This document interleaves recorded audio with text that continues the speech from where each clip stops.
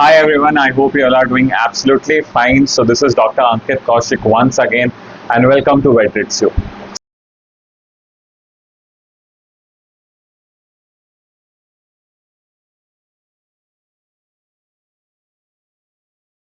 So एक बार हम लोग फिर से आज एक नई वीडियो के साथ आपके सामने आए हैं and this is going to be a very amazing video and very informative one.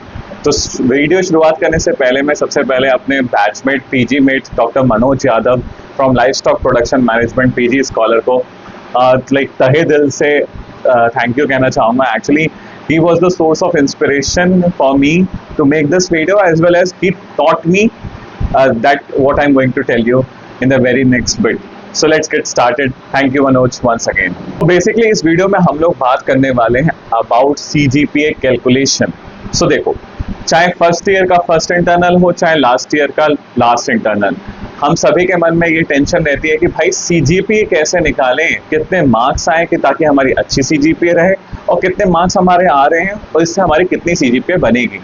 Because many people look for aim for gold medal, silver medal, bronze medal and many people look for कि उनको अच्छे marks चाहिए ताकि वो future में अपनी जो academic merits हैं, मार्कशीट्स हैं, उसमें एक स्ट्रॉन्ग प्रॉमिसिंग मार्क्स को शोकेस कर सकें। तो इसलिए जो बच्चे होते हैं, जो स्टूडेंट्स होते हैं, usually they have in constant battle कि भाई हमें कितने मार्क्स लाने चाहिए ताकि हमारी अच्छी सीजीपीए बने और इतने मार्क्स पे हमारी कितनी सीजीपीए बनेगी।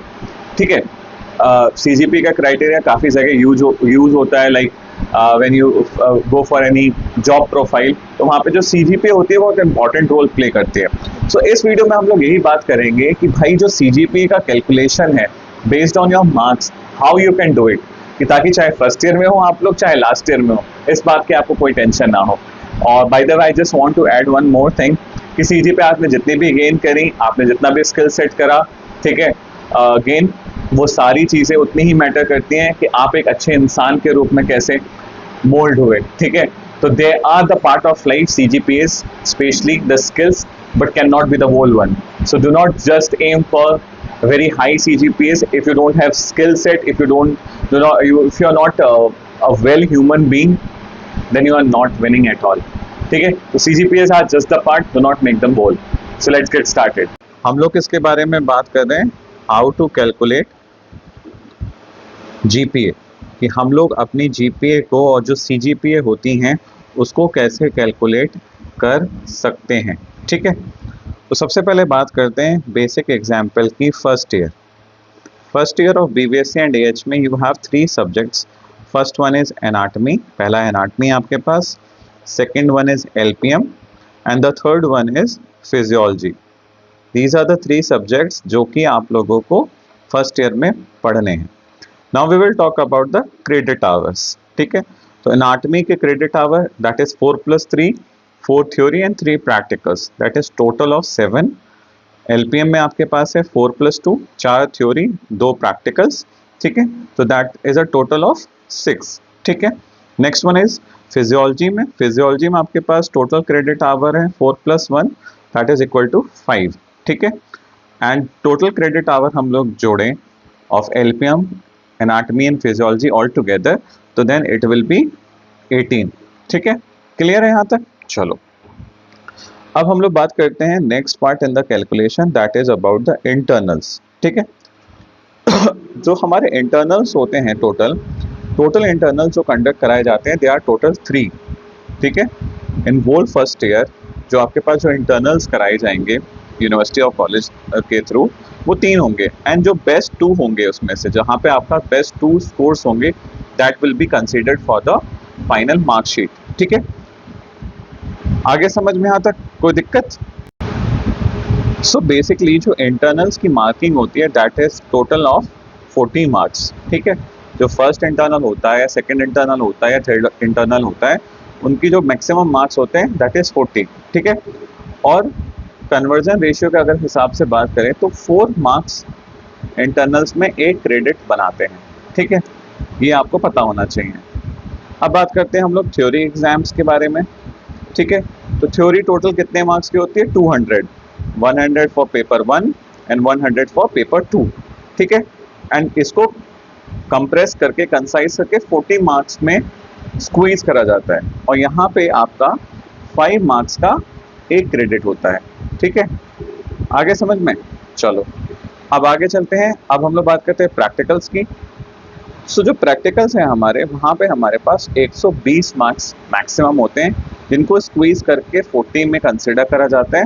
एंड यहाँ पे जो आपका 3 मार्क्स होते हैं, that will be equal to 1 credit. कोई दिक्कत समझ में आ रहे हैं? बेसिकली हमने सबसे पहले क्या देखा कि भाई कितने सब्जेक्ट हैं, कितने टोटल क्रेडिट आवर हैं, कितने इंटरनल्स हैं, इंटरनल के टोटल मार्क्स को कैसे स्क्वीज करा जाएगा और कितने क्रेडिट आवर बनेंगे उसके। ठीक है, कितने मार्क्स से, थ्योरी में 5 मार्क्स से क्रेडिट बनेगा, सिमिलरली प्रैक्टिकल। ठीक है, अब हम लोग कंसिडर करेंगे one subject, let's consider anatomy. ठीक है, तो एनाटॉमी में टोटल क्रेडिट आवर कितने थे बताओ? 7। ठीक है, तो लेट्स टेक एन एग्जांपल। आपके फर्स्ट इंटरनल में 32 मार्क्स आए, सेकंड इंटरनल में 36 मार्क्स आए। ठीक है, आपके थ्योरी एग्जाम्स में आउट ऑफ 200 आपके कितने मार्क्स हैं? यू गॉट 150, एंड प्रैक्टिकल में out of 120 you will get how much? You will get 90। ठीक है, आया समझ में? तो जो आपका फर्स्ट इंटरनल है उसको मैंने कन्वर्जन रेशियो क्या बताया? 4 मार्क्स को 1 क्रेडिट आवर में लिया जाएगा, तो 32 डिवाइडेड बाई 4 दैट इज 8। ठीक है, सेकेंड इंटरनल में क्या है? 36 divided by 4 is equal to 9। 150 की अगर मैं बात करूं तो 150 क्या है आपके? थ्योरी मार्क्स, और थ्योरी मार्क्स में क्या है आपका conversion ratio? 5 marks is equal to 1 credit, तो 150 divided by 5 is equal to 30। And आपका जो प्रैक्टिकल है वहां पे क्या है? 3 marks is equal to 1 credit. ठीक है, तो दैट विल बी 30। ठीक है, इनको हम तीनों चारों को सम करेंगे तो that will B how much? 77। ठीक है, क्लियर है यहाँ तक? कोई दिक्कत? सो मूविंग ऑन, अब देखो, अब हम लोग एनाटॉमी की अगर जीपीए निकालते हैं तो कितनी आएगी? 77। ठीक है, by 10 into total credit hour. ठीक है, ये कोई भी अमाउंट आएगा that will be your GPA. Similarly आप फिजियोलॉजी की निकाल सकते हो। ठीक है, फिजियोलॉजी के एग्जांपल लेते हैं। मान लीजिए आपके यहाँ पे 30 मार्क्स आए, यहाँ पे भी 30 आए, यहाँ पे 150 आए, यहाँ पे 95 आए। आपको क्या करना है? यहाँ पे 4 से डिवाइड करना है, यहाँ पे 5 से डिवाइड करना है, यहाँ पे 3 से डिवाइड। जो भी आएगा उसको टोटल को सम लेना है।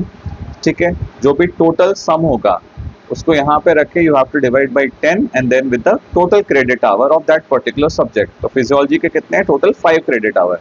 You will multiply it with 5 and आपके पास फिजियोलॉजी का क्रेडिट आवर निकल जाएगा।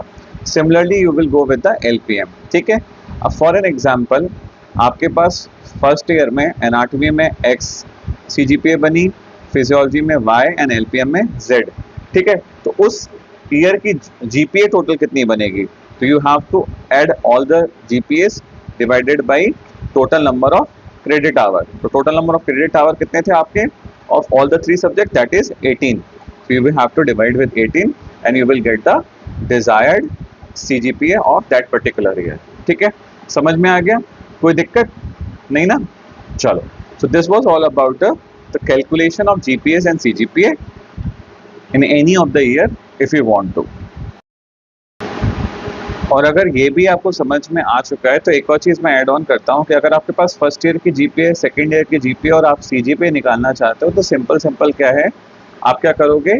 जो फर्स्ट ईयर की जीपीए आपने कैलकुलेट करी पर सब्जेक्ट एंड सेकेंड ईयर की जो आपने सीजीपीए से पर सब्जेक्ट आपने कैलकुलेट करी, ठीक है, उनको फर्स्ट ईयर और सेकेंड ईयर के क्रेडिट आवर का जो सम होगा उससे डिवाइड कर सकते हो, और either you can take the average of both the years GPS. ठीक है, समझ में आ गया?